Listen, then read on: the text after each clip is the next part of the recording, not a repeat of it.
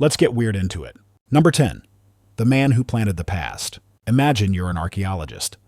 You spend your life on your knees, gently brushing away dirt, hoping to find a single tiny fragment of a story from a world that disappeared thousands of years ago. Now imagine your colleague, Shinichi Fujimura, waltzes onto a site and within minutes unearths a perfect 600,000-year-old settlement.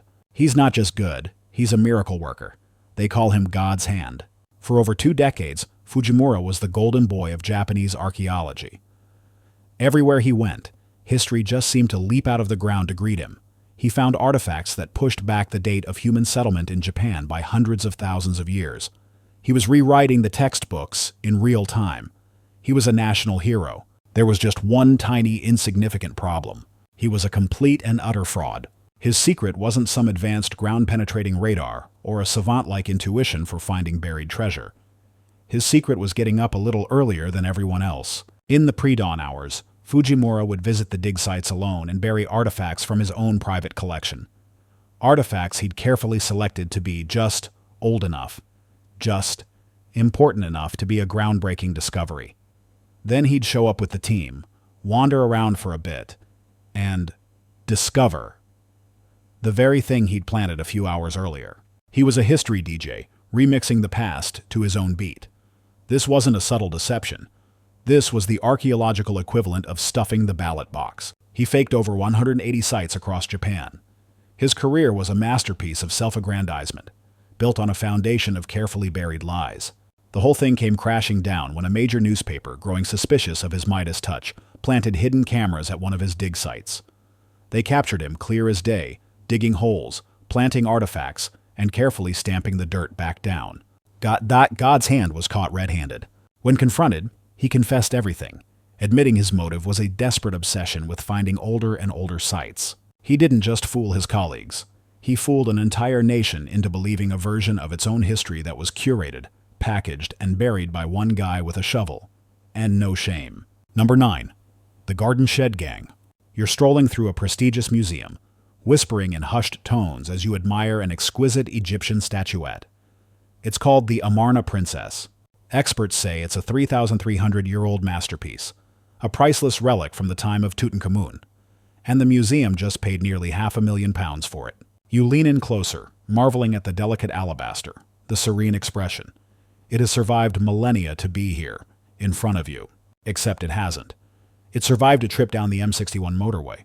It was made 3 weeks ago in a garden shed by a guy named Sean Greenhalgh, using basic tools from a hardware store and a $10 rock.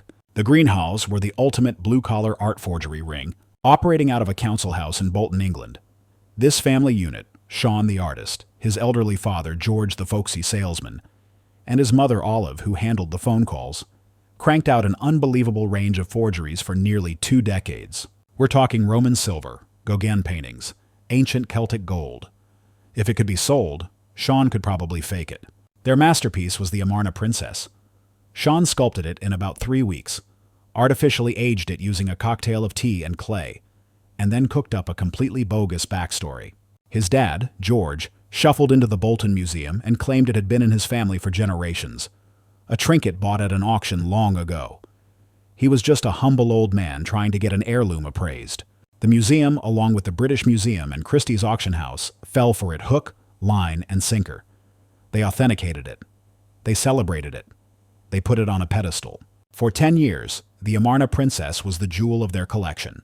The truth only came out when the Greenhalghs were caught trying to sell fake Assyrian reliefs. When the police raided their cluttered little house, they found the raw materials, the plans, and the sheer brazen audacity of it all. The man who crafted the priceless Egyptian princess had no formal training. He just had time, talent, and a shed. Number 8. The forger who never existed. Art historians love to categorize things. They see a brushstroke, a color palette, a certain way of painting a medieval saint's floppy hat, and they give it a name. It's how they build the family tree of art. In the early 20th century, experts started noticing a pattern. A series of gorgeous, Gothic-style panel paintings and manuscripts kept popping up. They were all clearly from the same hand, a master artist from around the 15th century. His work was distinctive, a little dramatic, with a real flair for detail. Since they didn't know his name, they called him the Spanish Forger. They wrote papers about him. They held exhibitions. They pieced together his life's work, marveling at this newly discovered medieval master. They had built an entire artist out of thin air, complete with a body of work, a recognizable style, and a place in art history. And every single bit of it was wrong. The Spanish forger wasn't a 15th century artist. He was a late 19th or early 20th century fraud. Every single one of his medieval masterpieces was a fake, painted on genuinely old vellum stripped from choir books to fool the experts. This wasn't a case of one fake painting slipping through the cracks.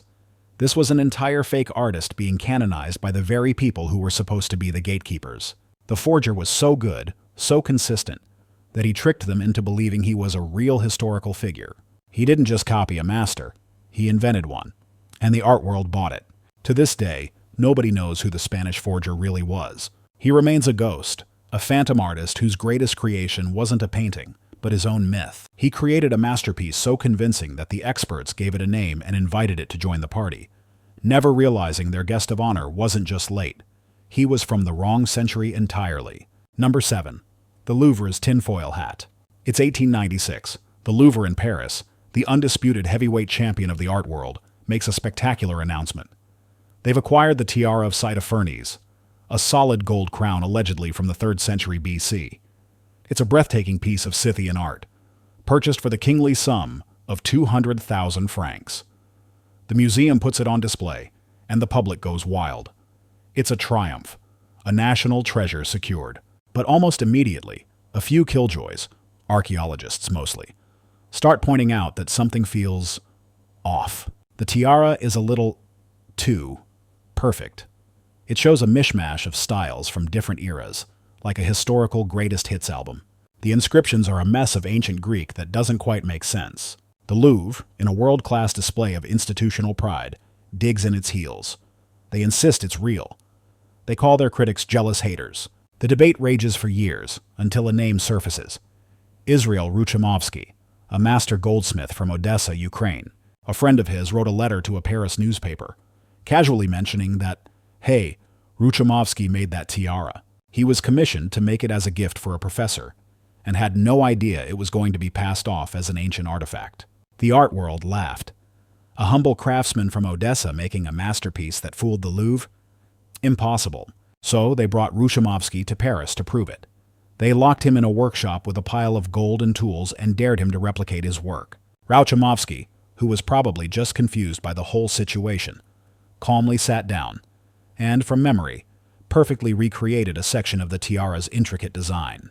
The silence in the room must have been deafening. The Louvre had spent a fortune on a hat made by a guy who was just trying to pay his bills.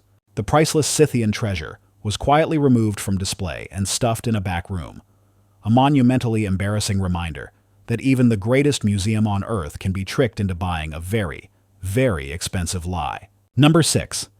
The abstract expressionist's secret ingredient. Let's say you want to forge a 20th century masterpiece. You need to replicate the texture, the gloss, the very soul of an artist like Alberto Giacometti or Ben Nicholson. You'll need rare pigments, aged canvases, maybe some exotic oils. Or you could just go down to the local hardware store. John Myatt, a struggling British artist and single father, chose the hardware store. He discovered that a specific brand of household emulsion paint, when mixed with KY jelly, could perfectly mimic the look and feel of acrylics and oils. It dried quickly and could create shockingly convincing textures. Yes, you heard that right. He was faking multi-million-dollar modern art with wall paint and personal lubricant. Myatt wasn't the mastermind, he was the talent. The brain of the operation was a con man named John Drew. Drew would take Myatt's fakes, over 200 of them, and then perform an even more audacious forgery. He didn't just fake the paintings, he faked their history. He infiltrated the archives of major museums like the Tate Gallery, where he would physically insert his forgeries into the official records. He'd create fake letters of sale, fake catalog entries, and even doctor old photographs to include the fakes. He was building a web of lies so dense and official-looking that no one thought to question the paintings themselves. Their scheme was one of the biggest art frauds of the 20th century, netting them millions. When they were finally caught, Myatt came clean, disgusted by the world of deceit he'd been pulled into. But here's the kicker. After serving his time, Myatt started painting again. This time, he sells his own genuine fakes. You can now buy a John Myatt original, painted in the style of Monet or Matisse, for a tidy sum. He even got his own TV show, teaching people how to paint like the masters. He went from a criminal forger to a celebrity artist, proving that sometimes the only difference between a crime and a career is good marketing. Number 5. The king of fakes. Most forgers are copycats. They find a famous painting and try to reproduce it. Elmire Dahori was different. He was a phantom, a ghost who could possess the spirit of other artists. He didn't copy existing works by Picasso, Matisse, or Modigliani. He painted new ones. He would imagine a work that Modigliani might have painted during his lost years, and then he would simply paint it, and the art world would gobble it up. Dahori was a charming, globe-trotting Hungarian aristocrat, or so he claimed. His life was a whirlwind of parties, wealth, and deception. For decades, he pumped thousands of forgeries into the art market. He was so prolific that many of his fakes ended up in major museums, and some are likely still hanging there, completely undetected. His genius wasn't just in his brushwork. It was in understanding the psychology of the art market. He knew that gallerists and collectors wanted to believe. They were so hungry for a new Picasso, so eager for the thrill of discovery, that they blinded themselves to the truth. He never became rich from his work. He was constantly swindled by his own dealers, who knew the paintings were fake but sold them as real and gave Elmire a pittance. He was a ghost painter for his own life, creating immense value that he could never touch. His story eventually came out, and he became a bizarre kind of celebrity, the subject of books and documentaries. But the law was closing in. Facing extradition to France on forgery charges, Elmire Dahori was found dead in his home in Ibiza from an overdose of sleeping pills. Or was he? To this day, some believe he faked his own death. One final act of forgery from a man who spent his entire life as a magnificent, talented, and ultimately tragic imitation of someone else. Number 4. The time-traveling family album. You've just inherited a long-lost art collection from your grandmother. It's incredible. Lost masterpieces from surrealist and expressionist painters, works that art historians only dreamed existed. And you have proof. You have these old, sepia-toned photographs of your elegant grandmother, Werner Jaeger's, posing in front of the paintings in a pre-war collector's home. The story is perfect. The provenance is bulletproof. This was the story Wolfgang Beltracchi told the world, and it was a lie of breathtaking complexity. The collection was fake. The paintings were fake. And the old photographs? Also fake. That elegant grandmother in the photos was actually Beltracchi's wife, Helene, dressed up in period clothing, with her hair done just so, posing in front of one of his freshly painted forgeries. He even used old cameras and photo paper to complete the illusion. Beltracchi was more than a forger. He was a movie director, and his forgeries were the props in a grand historical drama he wrote himself. He would study an artist, find a gap in their known work, a lost painting mentioned in a letter but never seen, and then he would paint it. He would mix his own pigments, source period-appropriate canvases, and even rub dust from his vacuum cleaner onto the back of the paintings to give them the scent of age. He and his wife made millions. Experts hailed his fakes as seminal works, calling one of them the best piece Max Ernst had ever painted. His downfall came from a single, lazy mistake. For a painting supposedly from 1914, he used a tube of white paint that contained titanium white, a pigment that wasn't invented until years later. That one tiny anachronism unraveled the entire fantasy. Beltracchi didn't just fool the eye. He fooled our sense of history, creating a fictional past so tangible you could hang it on your wall. Number 3. The Indecisive Marble Man. You're the J. Paul Getty Museum, and you have a chance to buy a kouros, an archaic Greek statue of a young man, a true treasure. It's 7 feet tall, carved from pristine marble, and could be the crown jewel of your collection. But something feels strange. The statue is in almost perfect condition, which is rare for something supposedly 2,500 years old. The style is a bit of a Frankenstein's monster, blending features from different periods. Your gut, the gut of 100 art historians, is screaming fake. But then the scientists step in. They test the marble. They find a thin calcite crust on the surface, a process called de-dolomitization that takes centuries, if not millennia, to form naturally. The science says it's ancient. The art experts say it's a modern forgery. Who do you believe? This is the dilemma of the Getty kouros. For years, the museum was paralyzed by this contradiction. Is it a priceless artifact from 530 BC, or a brilliant fake made in a Roman workshop in the 1980s? Every test has yielded ambiguous results. Every expert has a different opinion. The statue sits in a state of quantum uncertainty, both real and fake at the same time. After years of debate, the Getty finally put the statue on display. But the placard next to it is a masterpiece of institutional surrender. It reads, Greek about 530 BC, or modern forgery. The museum paid millions of dollars for what is essentially a giant marble question mark. The Kouros stands there silently, a smug smirk on its face, keeping it secret. It's a monument not to ancient Greece, but to the humbling limits of our own knowledge. Number 2. The forger who conned a Nazi. On one side, you have Hermann Göring, second in command of the Nazi Party, a bloated, preening monster who plundered Europe's art treasures to fill his personal collection. On the other, you have Han van Meegeren, a mediocre Dutch painter whose own work was dismissed by critics as derivative and uninspired. This is not a fair fight, except it is. During World War II, Göring was ecstatic to acquire what he believed to be a lost masterpiece by the Dutch master Johannes Vermeer, titled The Woman Taken in Adultery. It was the prize of his collection, a symbol of his supposed cultural superiority.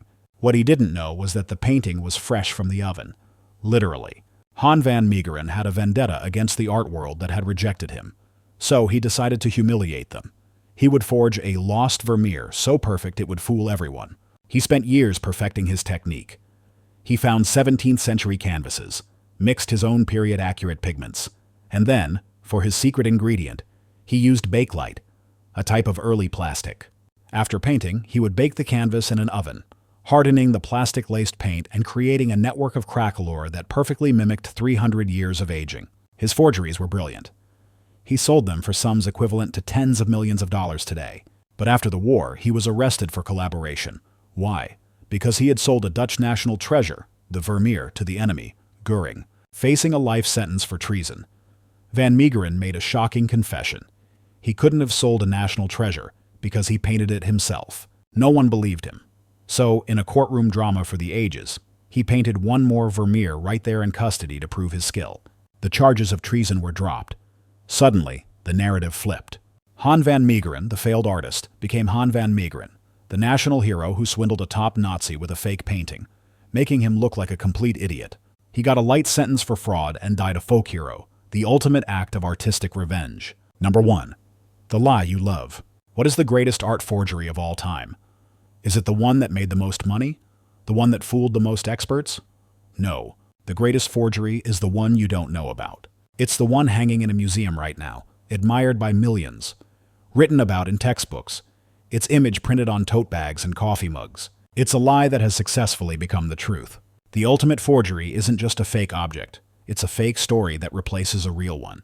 Think back to Wolfgang Beltracchi, who didn't just copy Max Ernst. He painted the lost works of Max Ernst so convincingly that they were added to the artist's official catalog raisonné, the definitive list of all their known works. The forgery didn't just sit next to the truth. It elbowed its way in and became part of the official record. The lie infected the biography of the master himself. This is the terrifying genius of a perfect fake. It doesn't just replicate a style, it rewrites history. It makes you, the viewer, feel an emotional connection to a ghost. The awe you feel standing in front of that masterpiece, the story it tells you about a long-dead artist's struggle and genius. It's all a carefully constructed illusion. A private concert being played on your emotions by a con artist who may have died 100 years ago or may still be alive. Laughing. The greatest forgeries expose the uncomfortable truth that art is not just about beauty or skill. It's about belief. We believe a painting is a masterpiece because a man with a fancy degree tells us it is. We believe in the signature in the corner. But what if that belief is misplaced? How many of our cultural saints are just incredibly talented sinners? The ultimate forgery is still out there, hiding in plain sight, and its success is a quiet, unsettling question mark hanging over every museum you'll ever visit. It's the beautiful lie you'll never know you fell in love with. And that's our time for today. More strange things are always coming, so I'll see you in the next one.